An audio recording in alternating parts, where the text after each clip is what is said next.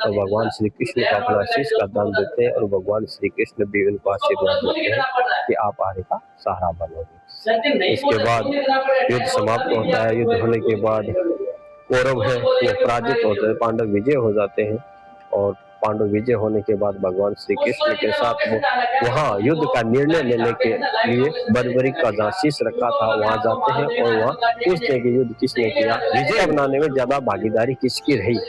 तब वो शीश है वो हंसता है, वो मुस्कुराता है कि इस युद्ध में युद्ध करने वाले भगवान श्री कृष्ण थे, कराने वाले भगवान श्री कृष्ण थे और माँ भगवती जो थी द्रौपदी वो भद्रकाली का रूप धारण करके खप्पर भर रही थी और भगवान श्री कृष्ण का सुदर्शन चक्र चल रहा था।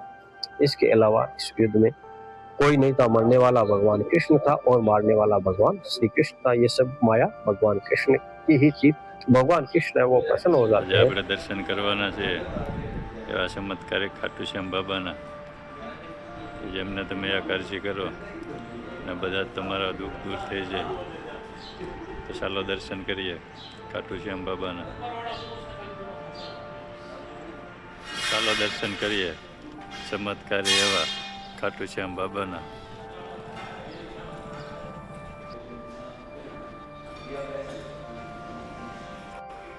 તો આપણે ખાટુ શ્યામના દર્શન કરવા માટે અહીં થોડા પગથિયા ચડવા પડશે।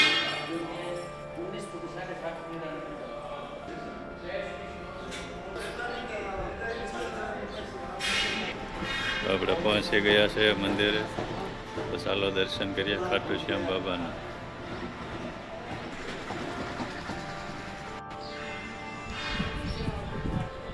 દર્શન કરી લઈએ ચમત્કારી એવા ખાટુ શ્યામ બાબાના।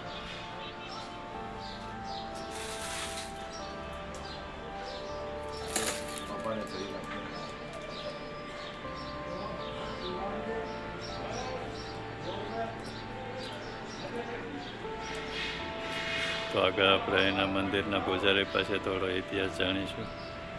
તો આગળ આપણે દર્શન કરીશું મહાદેવના।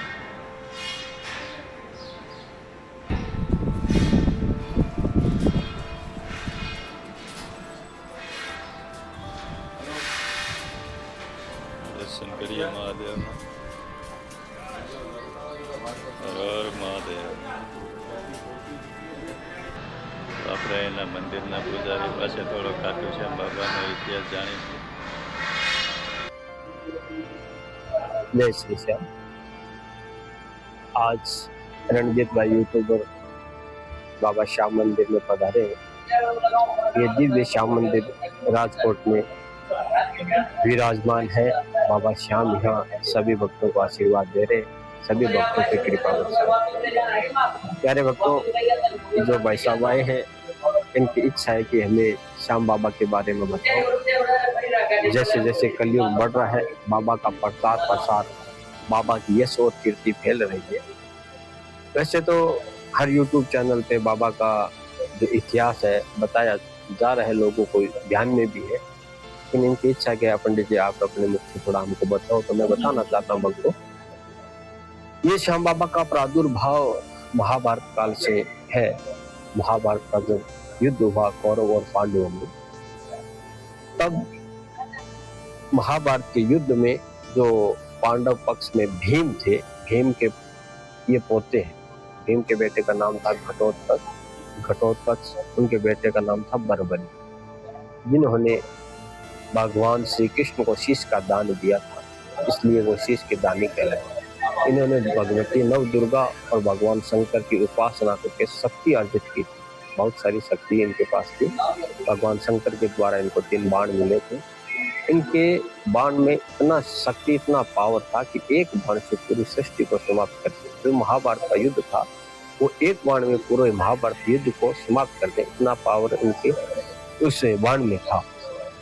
प्यारे भक्तों, जब ये बाल्यकाल अवस्था में थे, इन्होंने सुना कि महाभारत का युद्ध हो रहा है, तो ये अपनी माता को बोलते हैं मैया मेरे को भी युद्ध करने जाना है।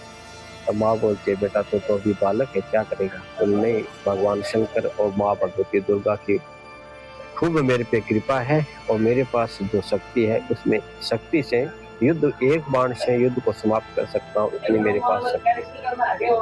तो माँ उनको आशीर्वाद देती है, बेटा युद्ध करने जाओ, लेकिन वहां हारे का सहारा बनना है, जो पक्ष हारता है उसका साथ देना। और रास्ते में जो भी कोई याचक मिलता है आपको, तो उसको खाली हाथ नहीं लौटाना। याचक अगर मिलता है, उस याचक की याचना है आपको पूर्ण करनी है। जो मांगने कुछ आता है तो खाली हाथ नहीं लौटाना है। अपनी माँ से आशीर्वाद लेकर बर्बरिक रवाना होते हैं। भगवान कृष्ण को जैसे पता चलता है कि बर्बरिक आ रहे हैं, तो भगवान कृष्ण सामने ब्राह्मण का रूप धारण करके चले जाते हैं और पूछते हैं, बर्बरिक आप कौन हो, कहाँ जा रहे हो, क्यों जा रहे हो? तो भगवान बर्बरिक कहते हैं कि मैं महाभारत का युद्ध हो रहा, युद्ध करने के लिए जा रहा हूँ। तो भगवान श्री कृष्ण इनसे पूछते कि अभी तू तो बालक हो, अभी तुम तो बालक हो, कैसे युद्ध लड़ोगे? और आपके पास तो कोई शस्त्र भी नहीं है, सिर्फ ये 3 बाण है, 3 बाण से कैसे युद्ध होगा? तो बर्बरिक बोलते हैं, भगवान मेरा एक बाण ही काफी है, युद्ध को समाप्त करने के लिए मेरा एक बाण ही काफी है। तो भगवान श्री कृष्ण उनकी परीक्षा लेते हैं। वहाँ पेड़ होता है, तो कोई कई कथा में कई लोगों ने, कई भक्तों ने, विद्वान जनों ने बड़ का बताया है, लेकिन वो पीपल का पेड़ है कि पीपल के पेड़ पर पत्ते होते हैं। भगवान श्री कृष्ण कहते हैं ये जो जितने भी पत्ते हैं उनको एक बाण से छेद के बताओ, बाण चलाओ, जितने भी ये पत्ते हैं पीपल के उनको सबको छेद करके दिखाओ। तो भगवान बर्बरी का वो बाण चलाते हैं, पूरे पीपल के पत्ते को खींच देते हैं। एक पत्ता भगवान कृष्ण अपने पैर के नीचे रख लेते हैं। तो भगवान बर्बरी कहते हैं, भगवान अपना पैर हटाइए, एक पत्ता आपके पैर के नीचे। तब भगवान कृष्ण वो समझ जाते हैं वास्तव में ये शक्तिशाली।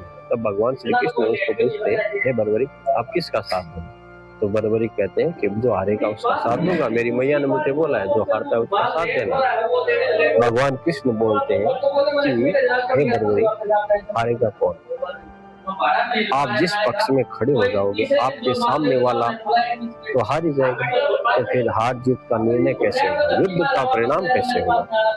तब जो बर्बरिक है वो भगवान श्री कृष्ण ने कहते हैं, हे भगवान, हे प्रभु, जो भगवान कृष्ण श्री ब्राह्मण के रूप में होते हैं, हे ब्रह्म देवता, आप मुझे कोई रास्ता दिखाइए, मैं क्या करूं? तो भगवान बर्बरिक को बोलते हैं, बर्बरिक इस युद्ध भूमि में एक वीर की बलि चाहिए, जो इसमें अपने शीश का ध्यान देगा, उसका नाम अमर होगा और युगों युगों तक उनको याद किया जाएगा, उनका कलयुग में पूजा होगा। तब बर्बरिक तैयार हो जाते हैं, तो भगवान श्री कृष्ण को अपना शीश का दान देते हैं और भगवान श्री कृष्ण भी उनको आशीर्वाद देते हैं कि आप आगे का सहारा बनो। इसके बाद युद्ध समाप्त होता है। युद्ध होने के बाद कौरव है वो पराजित होते हैं, पांडव विजय हो जाते हैं। और पांडव विजय होने के बाद भगवान श्री कृष्ण के साथ वो वहाँ युद्ध का निर्णय लेने के लिए बर्बरिक का जहाँ शीश रखा था वहां जाते हैं और वहाँ पूछते हैं कि युद्ध किसने किया, विजय बनाने में ज्यादा भागीदारी किसकी रही।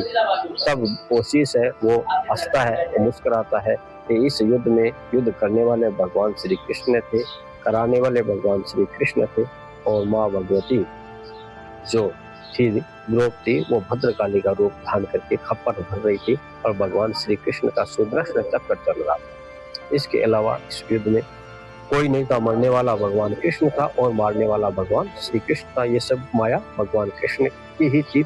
भगवान कृष्ण वो प्रसन्न हो जाते हैं और बर्बरी को आशीर्वाद देते हैं कि आप न्यायप्रिय हो, आप न्याय दिलाने वाले हो, इसलिए आपको मैं ये आशीर्वाद देता हूँ, आपको मैं अपना नाम श्याम नाम देता हूँ, आप कलयुग में श्याम नाम से पूजे जाओगे, आपका जो ये शीश है वो अमर रहेगा। उसके बाद क्या होता है, वहां से एक नदी बहती थी रूपावती नाम की, उस नदी में उस शीश को प्रवाहित किया जाता है। वो शीश आके राजस्थान में जयपुर के पास खाटू में निकलता है और वो खाटू श्याम जी के नाम से प्रसिद्ध हो जाता है। और वहाँ के राजा खटवांग वंश के राजा थे, खटवांग वंश के राजा के नाम पर खाटू नगरी का नाम खाटू पड़ा और वहाँ खाटू श्याम जी की स्थापना होती है। आज जैसे जैसे कलयुग बढ़ रहा है वैसे वैसे बाबा का नाम प्रचार बढ़ रहा है और विशेष जो भी दीन दुखी हैं हार कर दुनिया से हार कर बाबा के शरण में आते हैं तो बाबा उनको गले लगाते हैं, उन सभी की मनोकामना पूरी करते हैं।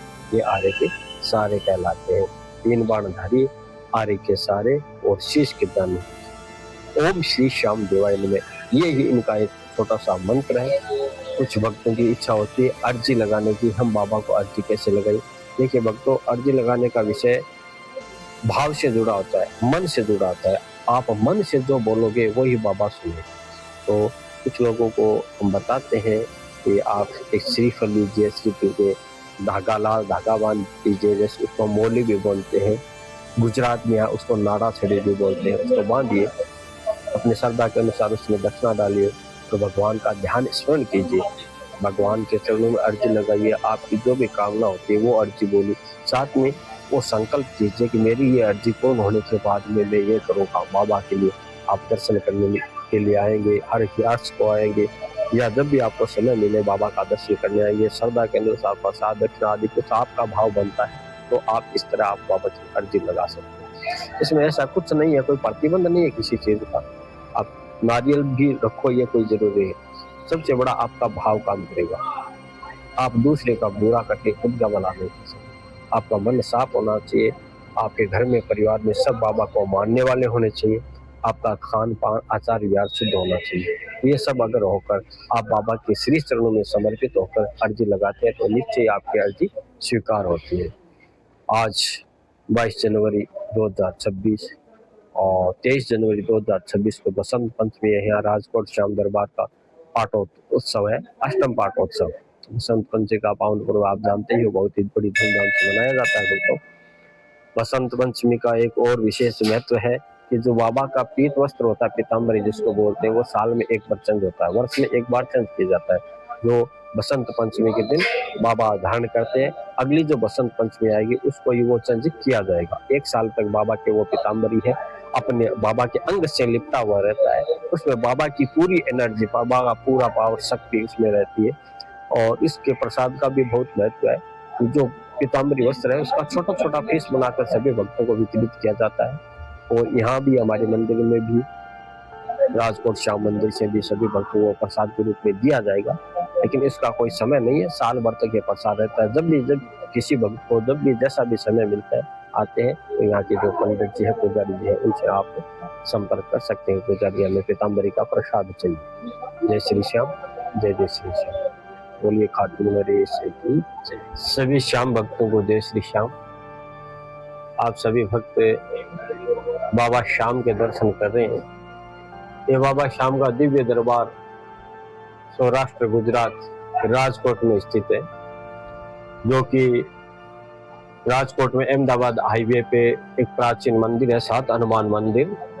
उस मंदिर से 500 मीटर राइट चलने के बाद बाबा श्याम का दिव्य मंदिर, जिसका आप दर्शन कर रहे हैं, ये बाबा श्याम का मंदिर है। सौभाग्य से आज ये वीडियो बन रहा है, आप लोगों तक दर्शन ये आप कर रहे हैं, बाबा के दर्शन आप तक पहुंच रहे हैं।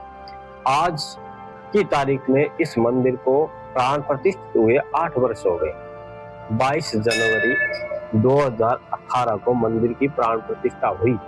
आज सौभाग्य से 22 जनवरी है, आज 8 वर्ष हो गए। और जैसे तिथि के हिसाब से हम मानते हैं तो कल 23 जनवरी को बसंत पंचमी को बाबा की प्राण प्रतिष्ठा हुई थी। परम सौभाग्य से कल बाबा के मंदिर का अष्टम पाठोत्सव मनाया जाएगा और सभी भक्तों को यहाँ दिव्य दर्शन करने का शुभ अवसर मिलेगा। आशीर्वाद देने वाला दरबार है। यहाँ सौराष्ट्र गुजरात से जितने भी भक्त यहाँ आते हैं सबको आशीर्वाद और कृपा बाबा की मिलती है।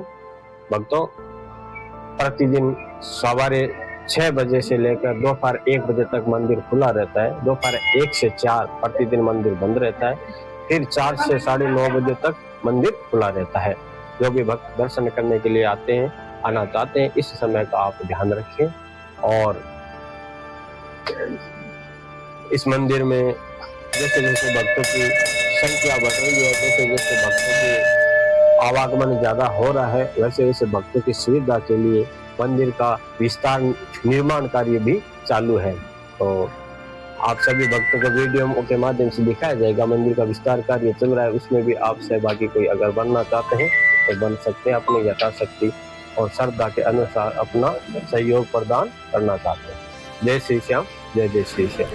આ ચમત્કારી ખાટુ શ્યામ બાબાને તમે આકારજી કરો ને બધા તમારા દુઃખ દૂર થઈ જાય એવા છે આ દયાળુ ખાટુ શ્યામ બાબા।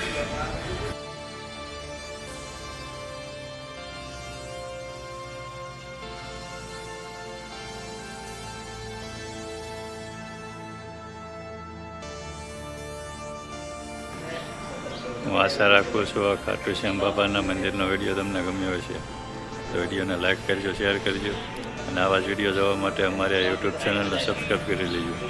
આપણે દર્શન કરી લીધા છે ખાટુ શ્યામ બાબાના. તો આજના વિડીયોમાં બસ એટલું જ. મળીશું નવા વિડીયોમાં નવી માહિતી સાથે. જય માતાજી, જય શ્રી કૃષ્ણ, હર હર મહાદેવ. આપ સૌને રાણાના રામ રામ.